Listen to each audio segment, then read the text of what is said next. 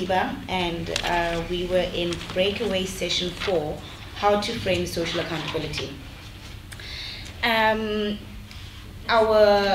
Our group grappled a lot with the topic itself. In fact, I don't think we got very far with the questions, but we had a very fruitful engagement, as they would say. And the conversation moved first from the first question, the leading question about whether we all have the same or understanding or speaking about the same thing when we're speaking about accountability. And from the conversation, I think went from broadly speaking about that there is a common understanding, but that there's been such a consistent use of the word, particularly accountability, that this word is so all-encompassing, and that there's a need to perhaps create a more core definition or core understanding that we all base our work from when we're talking about social accountability. And that even its application is different, right? So we all can speak about social accountability, but in our different pockets, social accountability looks different. Is it a thing that we're trying to achieve? Is it something we're trying to apply? Is it these tools? What does it look like? And in part of the conversation also spoke about how do you measure it? How do you measure when you finally reach the finish line? So how do you know that your social accountability mechanisms or tools have eventually achieved the thing that you wanted to see? Because every aspect of its application is based on the context, which gives rise to so many different things. So it's very nuanced in that. But there was also one person who did speak about how we define the finishing line is also based on how we define social accountability. So the outcome you want to see should inform the process that you're going to be undertaking as you try to achieve social accountability. And then there was also a larger question about the fact that every single time we seem to be moving towards a particular goal in social accountability. So let's use service delivery as an example. We say, okay, we've identified that in a particular community we want there to be water provision. But as soon as we achieve that thing, in doing so we raise the standard, or we raise the bar of, now that we know that we can achieve this, we want to take it even further. And so this thing that we're always chasing is also ever changing. But I think that what we settled on was what we want to be doing, or the work that we as CSOs want to be doing, is that to have right bearers that are empowered and informed and have enough agency that as the context changes and this goal that we're trying to achieve is ever growing and moving, they are also able to move and continue demanding of the system to show its checks and balances and provide services or provide rights as they're supposed to. Thank you. Hello, good afternoon. Our group looked at social accountability and information technology and social media, social media and technology. So we had 3 questions, but essentially we broke it down to understanding that the questions were asking us, how can we as civil society use social media, information technology to advance social accountability? And then on the other side, what is the impact of fake news on social accountability, and how can we mitigate that, I think, as civil society? So essentially we had a very robust discussion, but essentially came down to understanding really the importance of being critical and responsible, both consumers as well as users of social media and information technology. In terms of being consumers, as individuals, as civil society, when we receive information through social media, being critical of the information it contains, checking the source, and I think importantly, even if you're in agreement with what it's saying, making sure that you still critique it, because that's how fake news spreads. is that you agree with what it's saying, and so you just press post, share, whatever it might be. So you don't interrogate it further if you agree with it, even though it might be false. And that goes for various sides of the spectrum. And in terms of being more responsible and critical users of social media, I think we as civil society need to ensure that we're using multiple platforms to communicate. So we don't just focus on mainstream media, but we look at social media, how we're using social media to communicate the results of our social accountability monitoring. And even, I think even as parliamentary committees and government doing the same as well.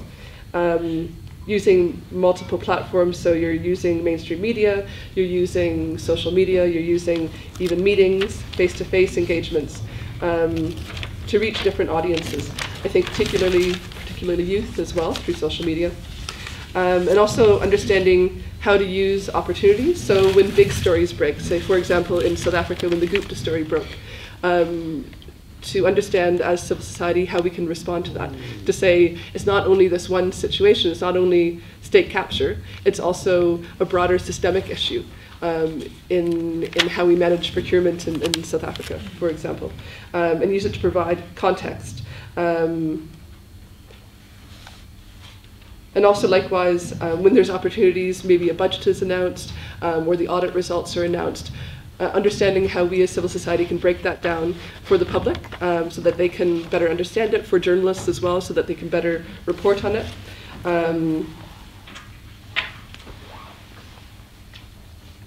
And also, I think we also reflected on citizen journalism as well. And when citizen journalists are reporting on issues, or when mainstream journalists are reporting on issues, they can also put themselves at risk. And even the sources themselves, if it's a whistleblower, can also be at risk. And we said social media can also be used to counter this. We can publicize the threat, for example, and also encourage openness by government. So when government is releasing reports, releasing budget information, the more information that they can release publicly, the less risk it becomes to the media, for example, or to people who might be trying to publicize information that should be public in the first place, that they don't then receive threats for publishing it.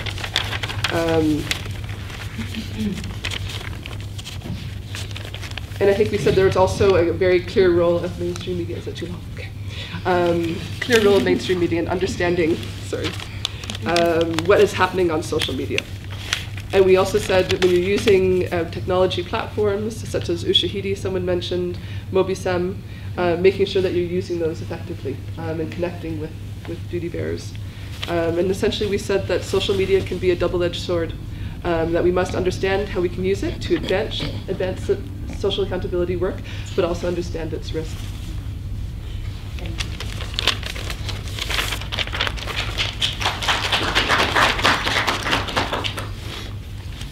So our group was looking at access to information. So we looked at it in three parts. The first was we tried to look at how we can actually work in contexts where information is not freely accessible, and what are the opportunities or the windows of opportunities associated with our work in such contexts.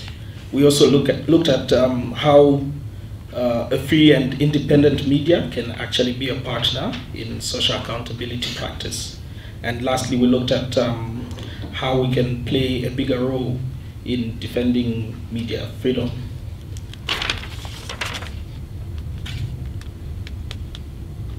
So in terms of our discussion, first we asked ourselves the question to say, is the access to information actually necessary?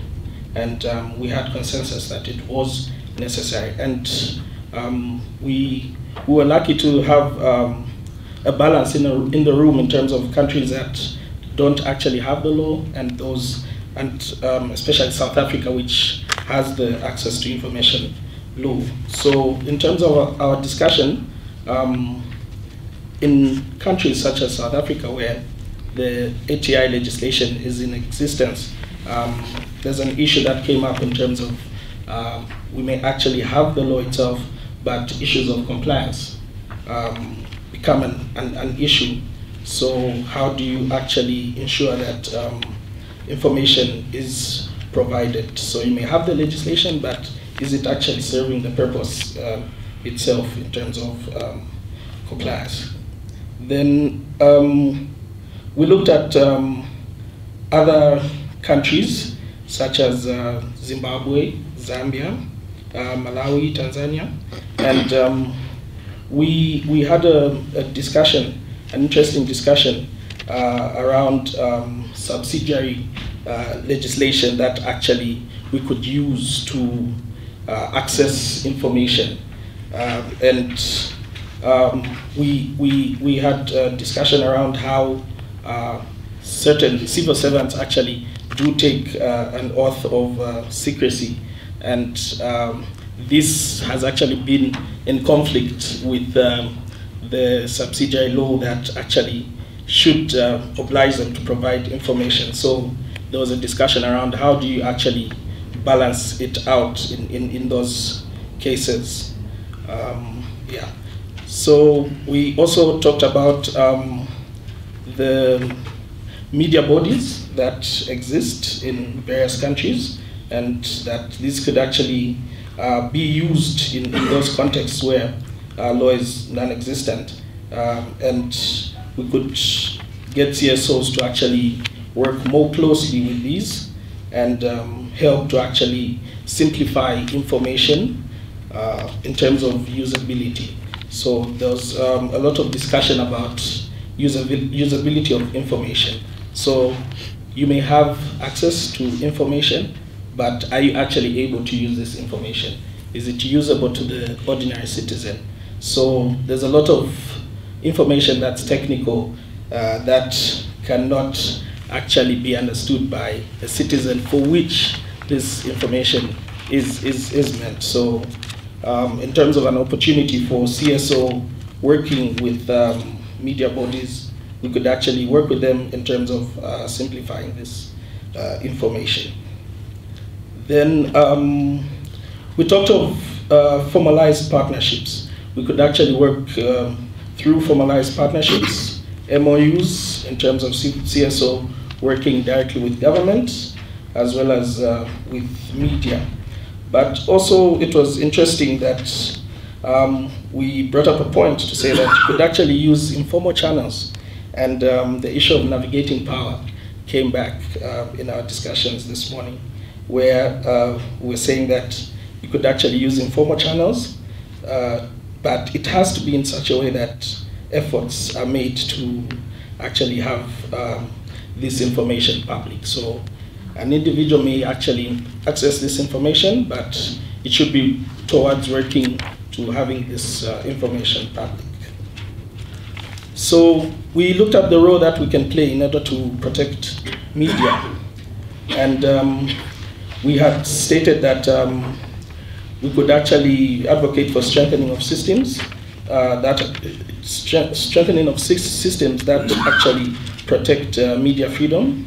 We talked of fostering a culture of information seeking and instilling a form of demand for information from the citizenry, countering political narratives. We mentioned that many other times that media is actually demonized and castigated, so CSOs should actually stand up to speak for the media in such cases.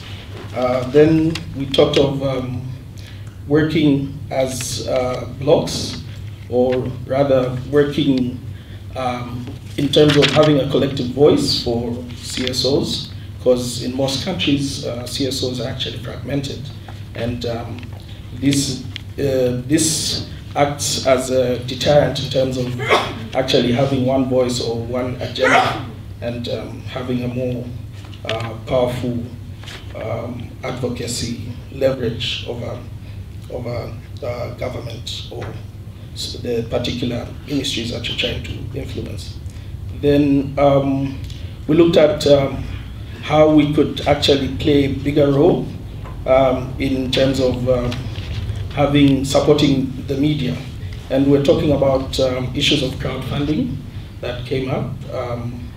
We also talked about investing in rigor and building some trust and capacity in terms of the media. And I think Jimmy had touched on this a lot this morning. And lastly, we talked about the underutilization of community media. So we need to actually strengthen their use as well as to utilize them. And ACA was also noted as an example that has actually done this. Yeah, so that's from Access to Information Group.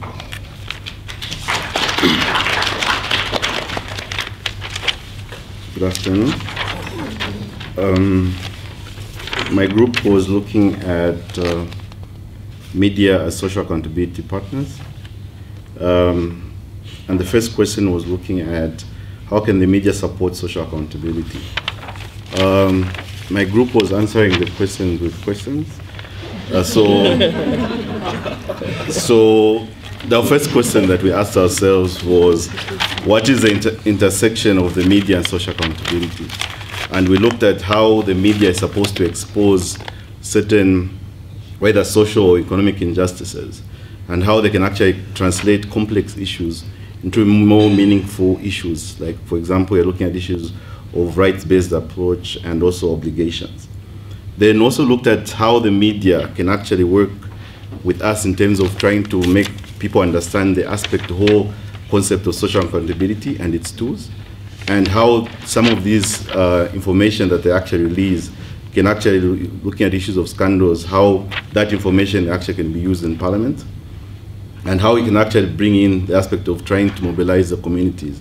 We're looking at issues of the social mass and making people understand the implications of these things that we actually bring out.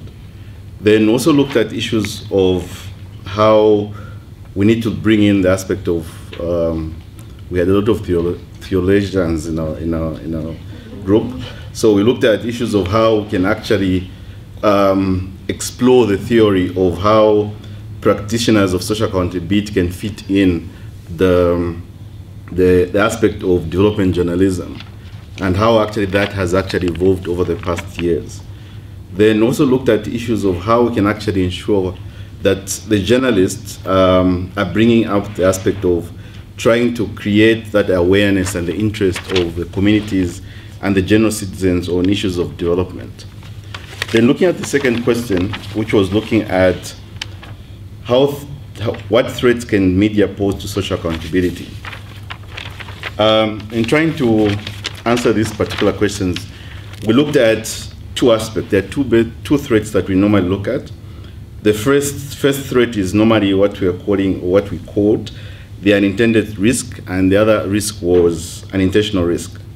When we looked at in the unintended risk, we looked at issues of incompetence, where journalists are just incompetent in terms of translating certain information. Then also the aspect of lack of information.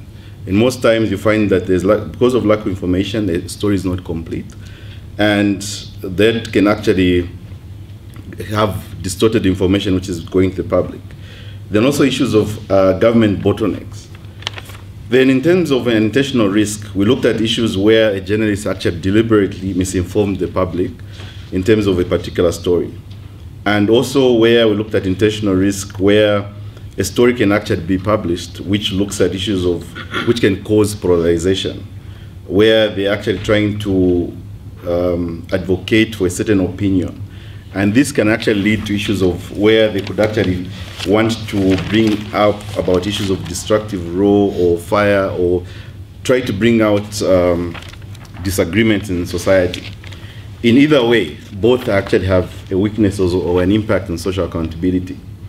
So we looked at where journalists can take a deliberate tour on a certain line, which can actually be very destructive in society. Then also in terms of trying to look at where the journalists do not actually depict the full picture of a particular story. Examples were given in one of the provinces in Zambia, where a road was actually constructed. And it's a beautiful road. Then when one of the civil society actually went there in terms of trying to look at the impact of the particular road, he found that the people who are actually constructing the roads there were a lot of rape cases, and a lot of children who were supposed to be in school became pregnant. So there were a lot of drop out of schools. But if you look at the story, it didn't depict all that. As a result, we found that there were no solutions that were found or that were actually done in that particular community, because the media didn't bring out those particular issues.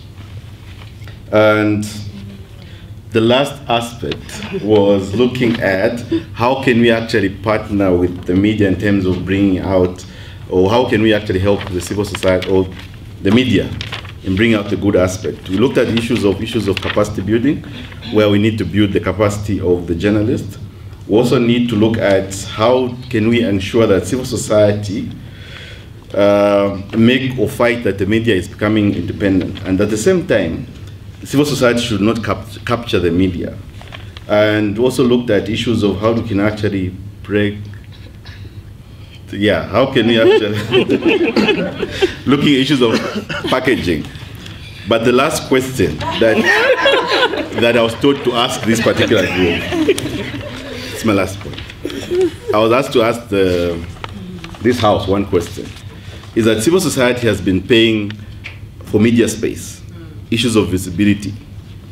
And so we looked at how can we actually encourage ourselves as civil society that we do not actually start paying for the media space.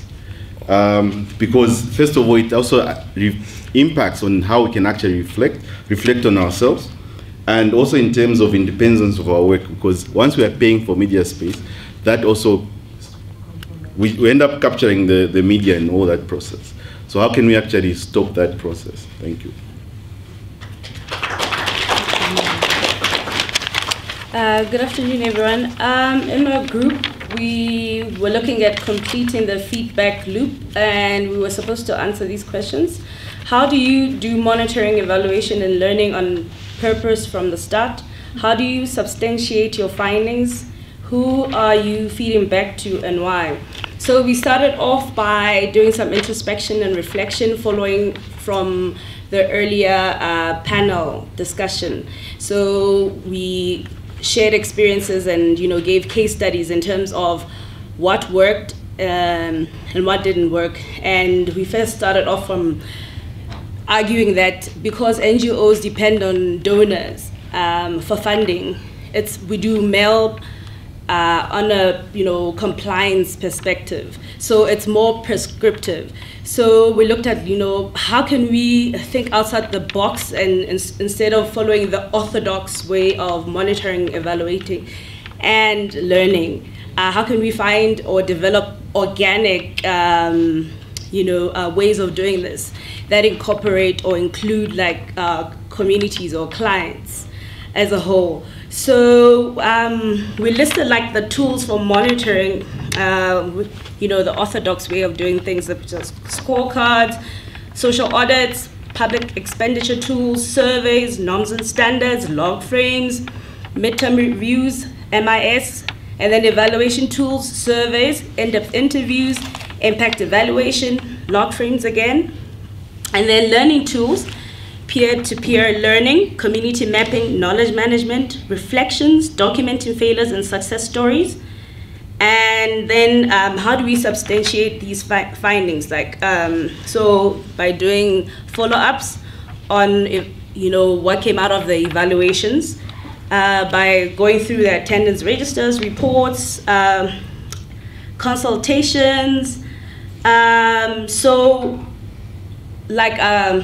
I initially indicated that we feel that because you see monitoring and evaluation is evolving. First it was monitoring and evaluation, now it's monitoring, evaluation, and learning. So this provides an opportunity for us as civil society to actually develop our own monitoring and evaluation, learning, and accountability tools. So in summary, that's what we discussed. Thank you. All right, since she was brief, can I take some of her time?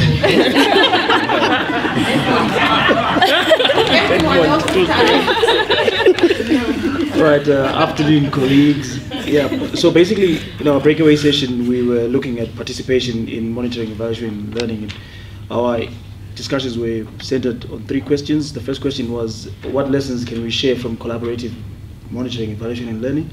Our second question was, who do we include in our M&E processes? Who should be included in those processes? Then the last one was, whose job is MEL? How do we make it relevant to all stakeholders? So in our pursuit, we kind of like broke down participation into two levels, right? Where you've got participation within the organization and then participation outside the organization, looking at the SAM ecosystem, for example. And then obviously that informs then what lessons we're talking about. So internally, part of our discussion revolved around being deliberate in terms of having research questions that are embedded within your monitoring and evaluation learning agenda, in terms of, are we doing the learning for ourselves, and what are the learning points where we want to collect data and reflect upon for learning purposes. And then secondly, this also determines the kind of collaborative MEL approaches we'll then adopt. So our discussion tried to limit MEL from a learning perspective that is internal, and then learning for accountability purposes to our donors, which is a requirement in most cases. Yeah. So secondly, in our understanding, we thought that it would make sense to understand what lessons we want to draw from the process in its entirety, which will then inform who we collaborate with. Yeah. So our collaboration is on a needs-based. It's informed by what are the mutual benefits of that collaboration. Therefore, the information that we share and we cross-learn, even within departments inside an organization and with other players in the ecosystem, will then inform what other learning points can be explored in that regard. And then also understanding that through other learning opportunities like applied political economy analysis, we can get to infuse some of the MEL questions and constantly reflect on those questions and see whether or not we're in the right track with regards to us collecting data around project implementation. So the second question, we wanted to respond to the question that reads, who do we include in our M&E processes? Yeah. So in our response to the question, we just didn't want to delve into it without breaking it down, because we had doctors in our group, so they just want to, be specific. So it was all about strategic partnerships, who adds value to the process of MEL, and when do we involve them in the MEL process? Yeah. What information do we require from these actors? What information will be of use to us, and what information is useful to them? And then also understanding that in the MEL cycle, outside the organization, within the ecosystem, there are different boundary partners. We've got our primary beneficiaries whom we are working on behalf of here. They own part of the process. And then we've got our donors whom we account to. And then there are these other actors who are working also in their separate spaces, but towards a common vision and common goal, which is mutually shared across board. Yeah. So with these actors, we noted that you have to provide the right tools, in terms of the right tools and mechanisms and approach that allow them to participate in the learning and the monitoring and evaluation. This involves having the right tools, approaching the right people, and also this speaks to user appropriateness as well, in terms of what information are you sharing with your target audiences and what that information is intended for. And then who should be included, strongly tied to the point that we raised, that it's dependent on what stage are we collecting information and what that information is intended for. So you'll find that who we include is different at the beginning of the project compared to midterm and compared to the end of the project. So whatever information we're looking for at those three different points then determines who we include and who we don't include. And then on the last point, Rachel, but I thought I was ahead of time. Okay, on the last question is, whose job is MEL? We said it's the M&E officer. I'm joking. We kind of like had an agreement that it's at different stages, because at the M&E planning stage is the responsibility of the implementing partner, and then beyond that, other players then come in. But what we generally agreed on, that it's a collective thing. There's no one who really owns the process, because there are a lot of people that are contributing to it. Yeah. And then how do we make it relevant to all stakeholders? And then Doc said we still need to research on this best practice, what has worked in other areas, and is it possible for us to replicate what has been done and been done successfully in other areas, so that we also apply that, because it's still work in progress in terms of learning.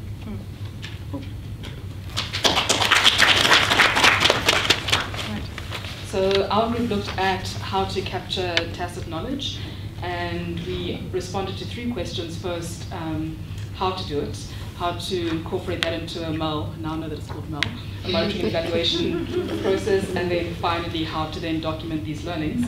As with the other groups, that we had more questions than answers, but I think that's a good thing. We started off by first trying to understand what we meant by what is tacit learning, which is helpful for me too. And we said it could be an experiential knowledge, it could be your own personal knowledge, a gut feeling, an intuitive knowledge, which we use in our own practice, but don't necessarily think of it as formal knowledge. We then looked at why it is that it's not documented in the same ways that more traditional or formal knowledge systems are. And in this we said it could be that sometimes this type of knowledge is seen as more trivial, sort of like just more anecdotal, incidental to what is more formal.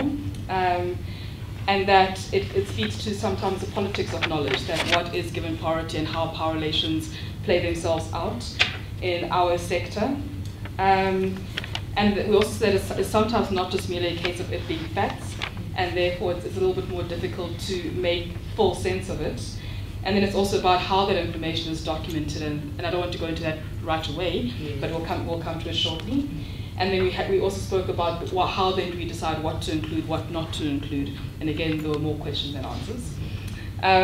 On the question of MEL and documenting it, we spoke about around the monitoring and evaluation, whether there were certain expectations on ourselves as well as potentially our partners or donors around what is considered worthy of a monitoring and evaluation process, and how that potentially needs to be adjusted to consider tacit knowledge in the process. We also spoke about whether it's possible for this tacit knowledge to then become explicit knowledge, and what was evident is that there isn't necessarily a nice linear process to follow, and so it was more of a case-by-case process. We also said that it would be useful if the M&E process itself had certain commitments around, there's a repetition, never mind. We also said that some ways of making sure that tacit knowledge does become explicit knowledge is to, for example, use our access to information laws to corroborate what has been sort of an intuitive gut feel about what's happening or particular finding or particular process. And then just trying to consolidate on how to document it, and I think there were some really rich stories which came from this. One was around a South African campaign called the Treatment Action Campaign, which has made a very good use of documenting case studies in a very detailed manner.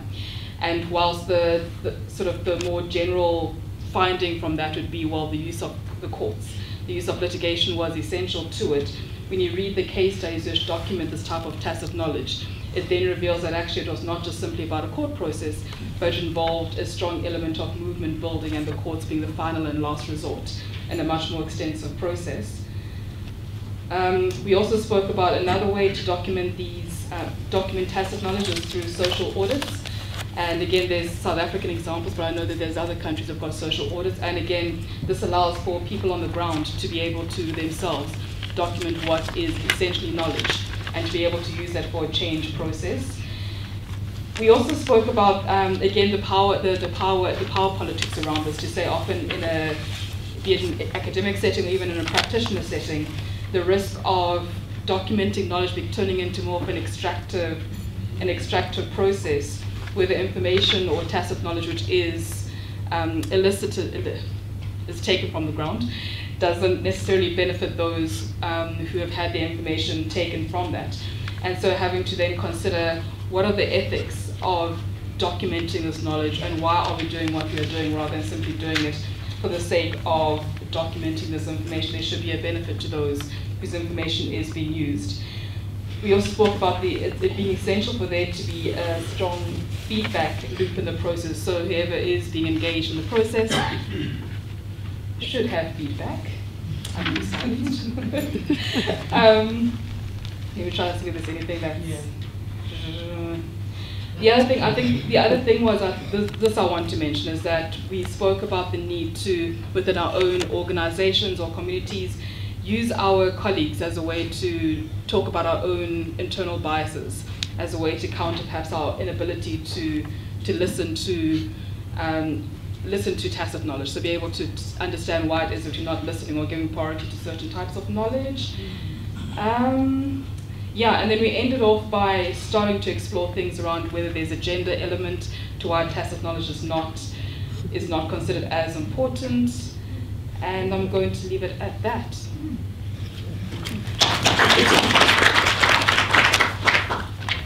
Good afternoon, colleagues. The beauty with being the last speaker is to try to relate what you're doing with what you've been doing. And I think this is a perfect example of adapting. We agreed on 3 minutes and as answers will be given to continue being adapting.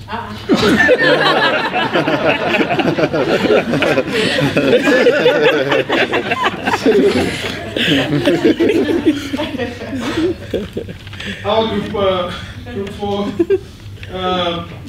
dealt with challenges in adaptability, which was decomposed into 3 questions. How do you adapt without losing focus was the first one. The second was how to create spaces for accountability while still being open and flexible to different lessons. And the third was what methods assist to monitor lessons, adaptation and adjustment, then which methods hinder adaptation. So in the few minutes that we've been given, let me summarize. On the first question, that is adapting without losing focus, we did, our group did recognize that right from the beginning, programs should factor into the element of adaptation, that is alive to adjusting to changing circumstances.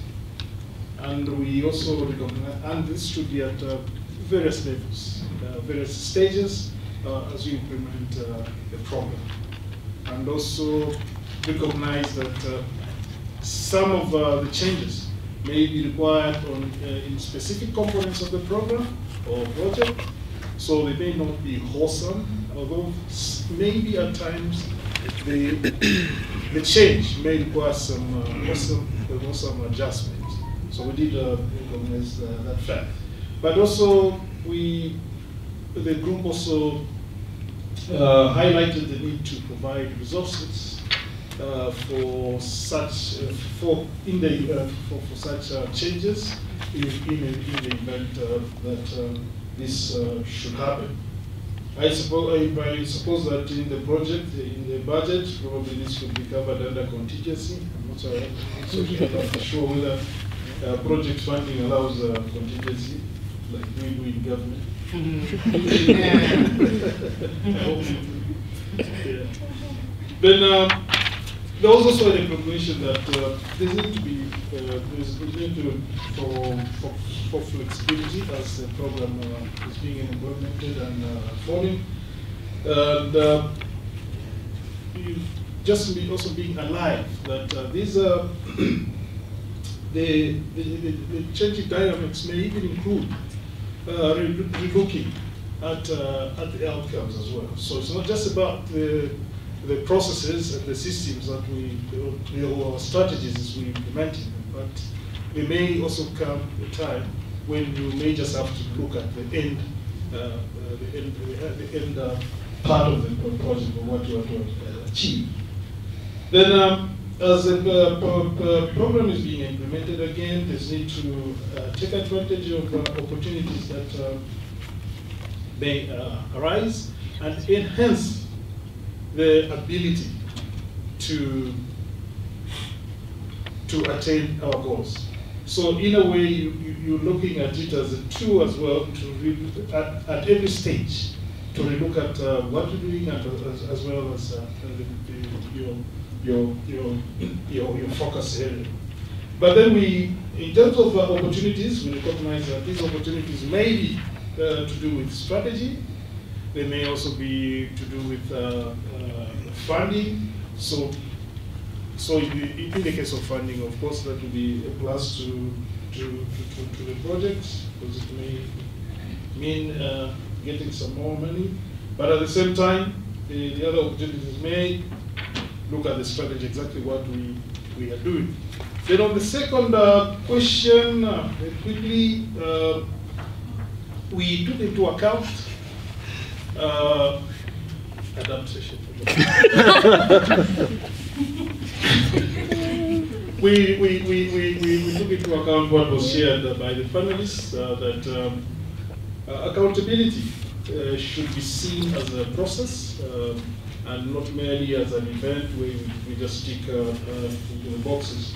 Okay, let me quickly go to the third question. I think I may have a lot to say on this. Then methods to assist in the monitoring system. We did recognize the need to, well, we did recognize that most of the systems that we're using are basically meant to capture outputs and not designed designed to take into account the learning process as the project unfolds or the program is being implemented. So we recognize the need for to have inception phases in programs, because there's always that lag between the time that you do your proposals, the funding is approved, and start implementing them. So that inception phase may provide an opportunity to just have an assessment of whether what you want to do and how you want to implement the project works. And then, so we also recognize the need for where possible, to adopt an appreciative equality approach to formulate context indicators, to also formulate to do some outcome mapping. I think that's all. There's so much to share. Thank you. Okay. Thank you, facilitators. If you can pass your notes to Vanessa, as well as the group flip charts to Vanessa. That's the end of that session. We will now have 20 minutes because we adapted. The